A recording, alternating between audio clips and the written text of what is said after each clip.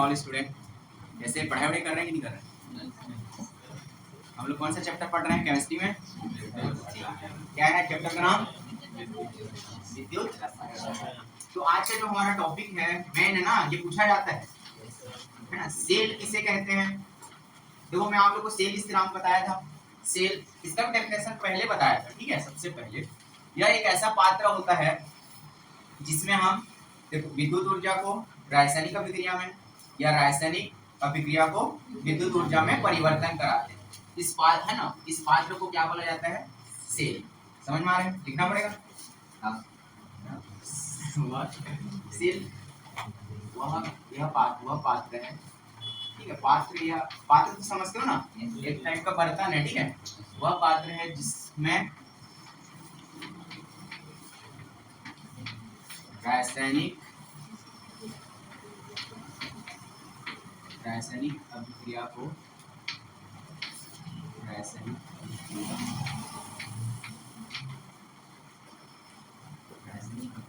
विद्युत ऊर्जा में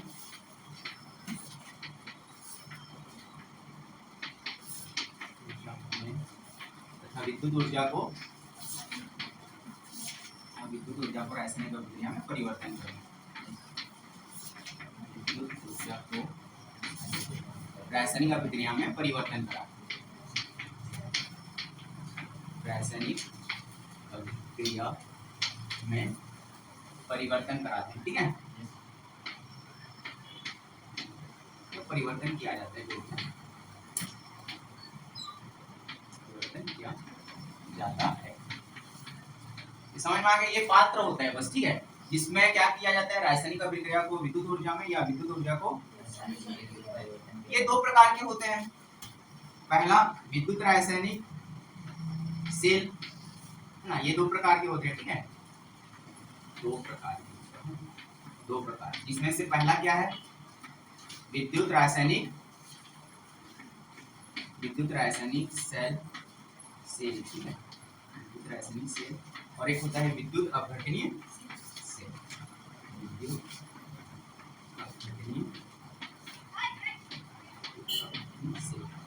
ठीक है। तो विद्युत रासायनिक सेल में हमको क्या क्या पढ़ना है? गैल्वेनिक सेल जो इम्पोर्टेंट है, ठीक है। कौन सा सेल पढ़ना है? गैल्वेनिक सेल, इसको वोल्टेज सेल भी बोला जाता है, ठीक है। हिंदी में लिखना चाहो हिंदी में लिखना, मैं इंग्लिश में लिख दे रहा था, ठीक है। तो है ना वोल्टेज सेल, और इसमें डेनियल सेल भी होता है, सुख सेल भी होता है, ठीक है। और इसमें क्या होता है? Down sales. ये उदाहरण है ना, मतलब विद्युत अपघटनीय सेल के कौन कौन से सेल को विद्युत अपघटनीय सेल बोला जाता है? बोलने से डाउन सेल, ठीक है, नेल्सन सेल, ठीक है, ये नाम है सेलों का, ठीक है, नेल्सन सेल। और इसमें गैल्वेनिक सेल भी बोला जाता है और वोल्टेज सेल, क्योंकि ये दोनों ने है ना कौन से गैल्वेनिक सेल को बनाया था, ठीक है। ये 70-80 में और इन्होंने 80 में, है ना, मतलब 1800 में, ठीक है, 1800 में। और उन्होंने किसमें बनाया था? इन्होंने 1780 में, और इन्होंने जो भी है उनमें दोनों में 1800 में बनाया, ठीक है। यहाँ तक क्लियर? जिसमें से हम विद्युत रासायनिक सेल के पहले गैल्वेनिक सेल की बनावट देखेंगे, उसमें क्या क्रियाविधि होती है, उनकी संरचना कैसे होती है, ये हमारा मेन टॉपिक है, ठीक है। तो ये सब क्लियर करो।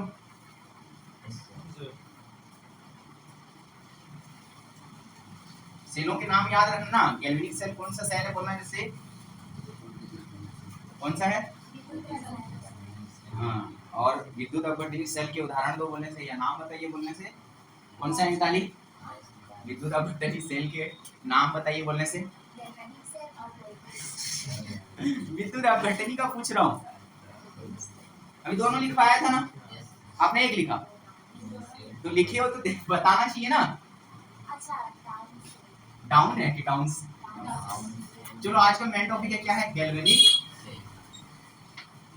ये पूछा जाता है ना, अच्छे से देखना है और याद हो जाना चाहिए, यही है ना, गैल्वेनिक सेल।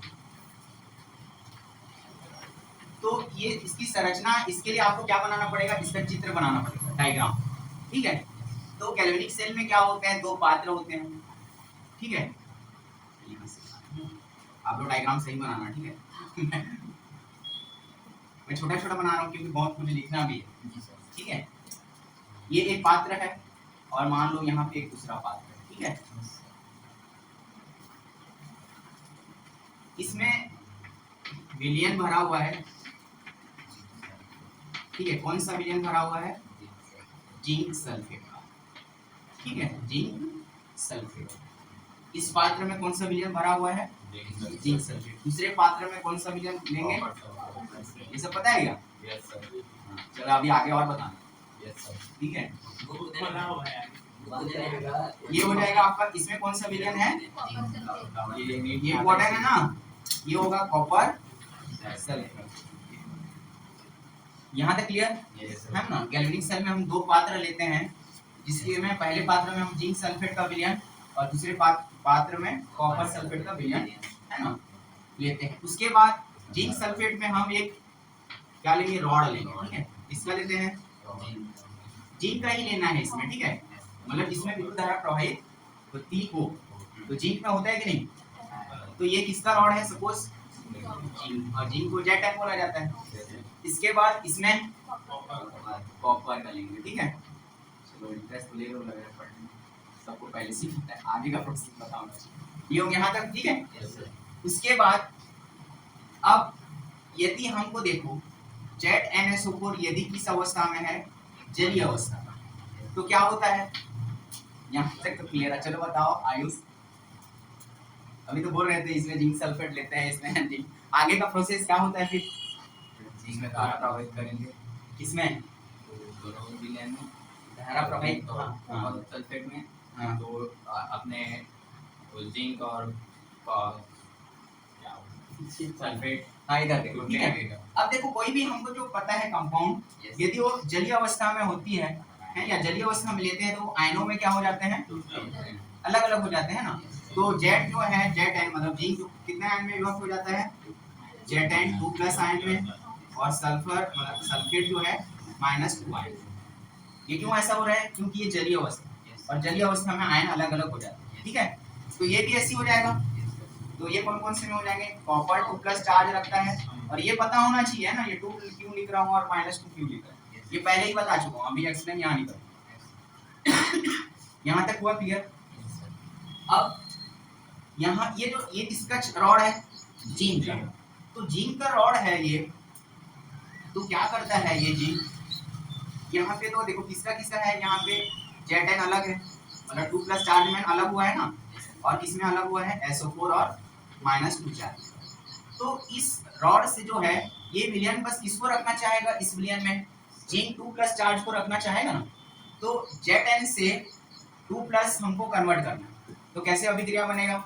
हमने रेडॉक्स अभिक्रिया पढ़ा था, है ना। रेडॉक्स अभिक्रिया किसे कहते हैं? है ना, जिसमें ऑक्सीकरण और अपचयन दोनों की अभिक्रियाएं होती है।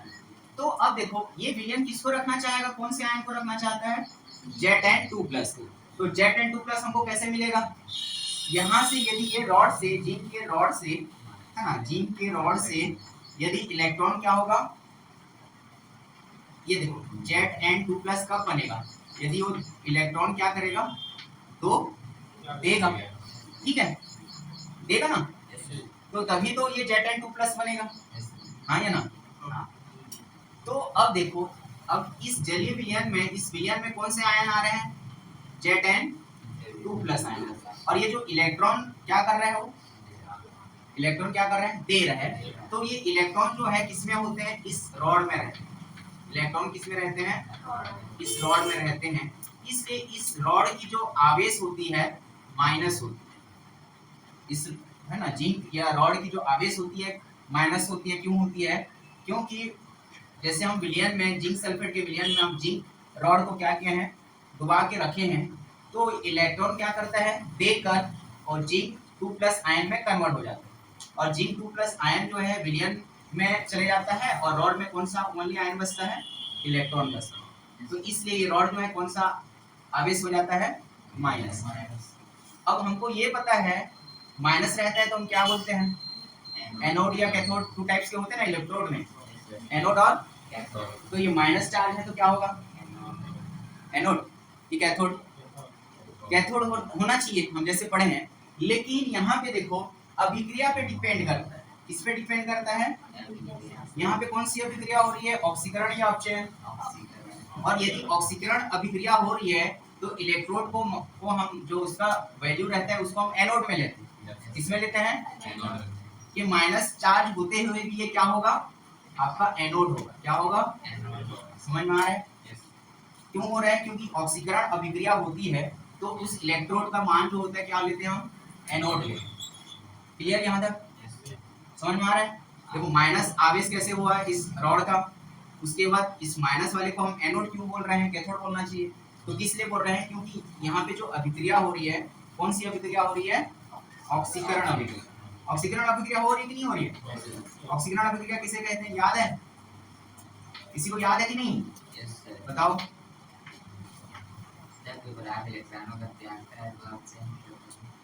त्यागता है तो मैं तो ऑक्सीकरण पूछ रहा हूँ। हाँ देखो ये पदार्थ इलेक्ट्रॉन त्यागता है तो वो ऑक्सीकरण इलेक्ट्रॉनों को, हाँ देखो उनके ऑक्सीकरण अवस्था में वृद्धि और इलेक्ट्रॉनों में कमी को हम क्या बोलते हैं, ऑक्सीकरण अभिक्रिया। ये डेफिनेशन लिखवाया था ना, आप तो पढ़ते नहीं हो यार। ये तो चीज समझ में आया, हाँ ये ना सबको? इसके अकॉर्डिंग देखो अब ये क्या होता है, इसमें क्या है, किसका विलयन है, कॉपर का है, 2+ है और सल्फेट। ठीक है, इसमें जस्ट ऑपोजिट अभिक्रिया होती है। कॉपर जो है इलेक्ट्रॉन ग्रहण करके, है ना, ये 2+ चार्ज को अपने रॉड में ले लेती है, मतलब इस सतह पर धीरे धीरे चिपकने लगती है। यहाँ इस रॉड की सतह पर क्या होने लगता है, चिपकने लगता है। तो चिपकेगा काम, चिपकेगा कब, अब देखो ये तो 2+ चार्ज है कॉपर, ये तो 2 ओनली फॉर क्या है, सी हुआ है, कॉपर है।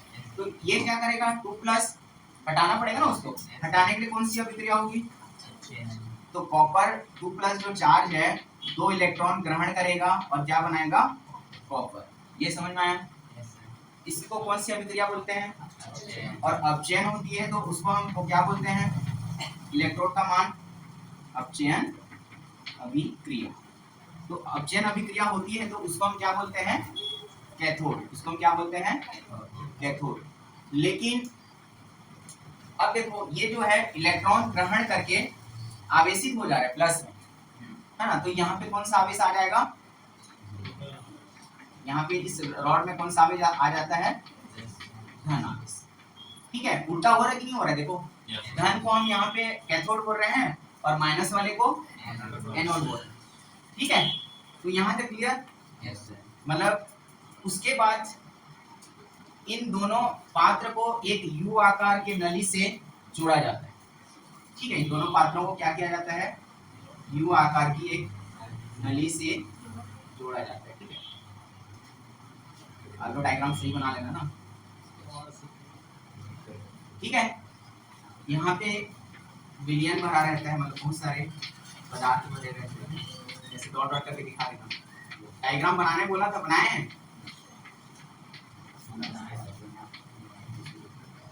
इसको बोलते हैं लवण सेतु। इसको क्या बोला जाता है, लवण सेतु।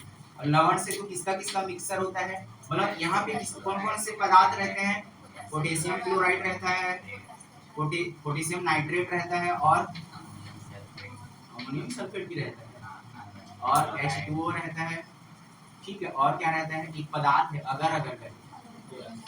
ठीक है, अगर। ठीक है, तो ये लवण सेतु का क्या काम रहता है, यहाँ पे देखो, यहाँ पे क्या हो रहा है, ये इसमें सल्फेट आयनों की क्या हो रही है, कमी हो रही है यहाँ पे, और यहाँ पे सल्फेट आयनों की वृद्धि हो रही है। तो इन दोनों को संतुलित, है ना, बनाए रखने के लिए इस लवण सेतु का उपयोग किया जाता है। तो ये लवण सेतु क्या करता है, यहाँ से इसके माध्यम से SO4 को इस वाले पात्र में भेजकर SO4 आयन को क्या करते रहता है, संतुलित करते रहता है। ठीक है, तो इसको हम बोलते हैं लवण सेतु। समझ में आया? ये इंपॉर्टेंट टॉपिक है। कुछ डाउट इसमें? देखो इसकी जो गैल्वेनिक सेल की जो है, पहले तो डायग्राम बना लोगे, है ना, उसके बाद उसकी क्रिया विधि में यही सब लिखोगे। लिखेंगे कि नहीं लिखेंगे ना, ऑक्सीकरण हो रहा है इसलिए ऐसा हो रहा है, इसको शब्दों में भी आप लिख सकते हैं। तो इस पूरी संरचना और क्रिया विधि को ही क्या बोला जाता है, गैल्वेनिक सेल। उसके बाद यहाँ पे माइनस है। अब यदि इन दोनों इलेक्ट्रोडों को है ना जोड़ा जाए, इससे जोड़ा जाए, मान लो 1 वोल्ट मीटर से जोड़ा जाए, ठीक है, तो जोड़ा जाए तो ये इलेक्ट्रॉन है, इलेक्ट्रॉन यहाँ से गमन करेंगे ऐसे और यहाँ पे आएंगे। तो ये जो इलेक्ट्रॉन ग्रहण कर रहे हैं, कॉपर इलेक्ट्रॉन ग्रहण कर रहे हैं ना, तभी तो ये कॉपर में कन्वर्ट हो रहा है। मतलब कॉपर 2+ आयन जो है इलेक्ट्रॉन ग्रहण करके कॉपर में कन्वर्ट हो रहा है। तो ये इलेक्ट्रॉन कहाँ से आ रहा है? इस वाले रॉड से। जिंक वाला जो रॉड है वो इलेक्ट्रॉन किसको दे रहा है ना, कॉपर को। इस प्रकार दोनों के बीच में अभिक्रिया होती है। तो ये रासायनिक अभिक्रिया के माध्यम से क्या है, ये विद्युत है ना ऊर्जा का उत्पादन हो रहा है कि नहीं हो रहा है, कि नहीं हो रहा है। देखो हमने क्या पढ़ रहे हैं, ये रासायनिक अपघटन। सेल दो प्रकार के बताया था, एक रासायनिक अपघटन विधि और एक विद्युत। तो रासायनिक में क्या होता है, वे सेल जिसमें रासायनिक अभिक्रिया करके विद्युत ऊर्जा का निर्माण किया जाता है या उत्पन्न किया जाता है, उसको हम क्या बोलते हैं, रासायनिक अपघटन सेल। रासायनिक नाम है ना, रासायनिक अपघटन सेल की क्या है, विद्युत रासायनिक सेल। तो विद्युत रासायनिक सेल का डेफिनेशन क्या होगा, वे अब सेल जिसमें रासायनिक अभिक्रिया करके हम क्या करेंगे, विद्युत ऊर्जा का उत्पादन करेंगे। तो इसमें रासायनिक अभिक्रिया हो रहा है कि नहीं हो रहा है, और रासायनिक अभिक्रिया के माध्यम से इन दोनों इलेक्ट्रोडों के बीच में क्या हो रहा है, धारा प्रवाहित हो रही है। तो इस पूरे टर्म को हम बोलते हैं एक सेल, और इस सेल का नाम क्या है, गैल्वेनिक सेल। यहाँ तक का प्रोसेस को हम क्या बोलते हैं, जिंक अर्ध सेल। मतलब ये आधा जिंक का अर्ध सेल है और ये किसका है, कॉपर का अर्ध सेल। ये क्या है, कॉपर का अर्ध सेल। तो ये समझ में आया, दिखाओ तो वो। किसी को डाउट? आयुष आप इधर, बन जाएगा? Yes sir.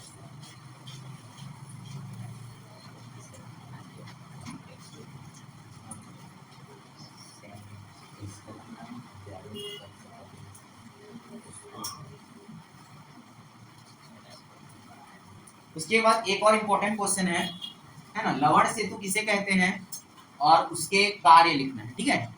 लवण सेतु ये ऐसी थ्योरी है, दूसरा हमारा हेडिंग है, ये आगे ना पूरा, इसको कल पूरा प्रैक्टिस करके आना। लवण सेतु, तो लवण सेतु क्या होता है उसके बारे में बताना चाहो तो बता सकते हो कि लवण सेतु जो है एक यू आकार की एक नली होती है, जिसमें है ना पोटेशियम क्लोराइड, पोटेशियम नाइट्रेट, पानी और अगर पदार्थों का मिश्रण होता है ना, जिसका उपयोग दो सेलों को जोड़ने का काम किया जाता है, ठीक है। और ये इसका मेन उपयोग क्या होता है कि दोनों आयनों को क्या करता है, संतुलित करता है। तो उसको हम क्या बोलते हैं, लवण सेतु, ठीक है। लिख लेंगे डेफिनेशन। इसके 2-3 कार्य हैं, इसके कारण दोनों विलयन आपस में नहीं मिलते। मतलब ये जो कॉपर सल्फेट का विलयन है और जिंक सल्फेट का जो विलयन है आपस में नहीं मिलते, क्योंकि ये जेली फॉर्म में रहते हैं। इसके विलयन जो है इधर नहीं जा सकते और इसके विलयन इधर नहीं आ सकते, ठीक है। ये इसका मेन काम है। उसके बाद इसके द्वारा सेल के दोनों विलयनों के मध्य विद्युतीय संपर्क होता है तथा विद्युतीय परिपथ पूर्ण होता है। अब इसी की वजह से तो विद्युत परिपथ पूर्ण हो रहा है ना, नहीं होता तो ये दोनों सेल को अलग अलग लेके हम कैसे बनाते हैं, ये संतुलित होता नहीं आयन, तो इसमें इलेक्ट्रॉन कैसे प्रवाहित होगा। तो ये दोनों को क्या करता है, आयनों को संतुलित करता है। इसके 2 कार्य लिख लेना, ठीक है। तो आज की क्लास में इतना, ये सबको याद होना चाहिए। चलिए ठीक है ना, कल हम नेक्स्ट देखेंगे।